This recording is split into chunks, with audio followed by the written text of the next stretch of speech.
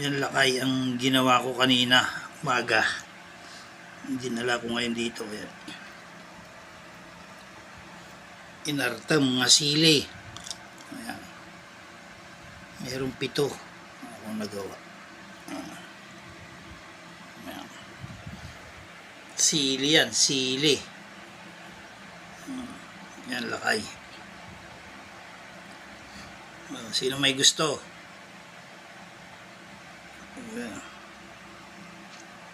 Ang dami kasing bunga ng sili namin. Tsaka sili nung pinisang ko doon sa binabantay niyang bahay.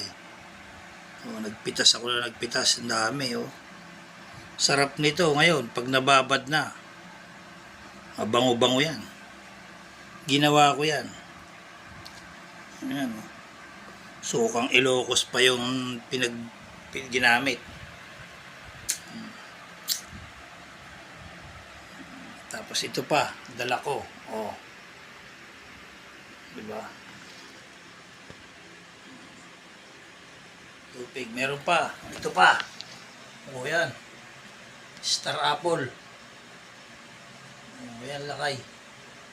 Dati, ang dami kong dinadalang ganyan. Ngayon, kunti-kunti na lang. Kasi, mabigat. Tapos, dati, may pinagbibigyan pa ako. Ngayon, konti na lang ang dinadala ko. Siguro kung may sasakyan lang, hindi lang yan ang dadaling ko. Karaming star apple.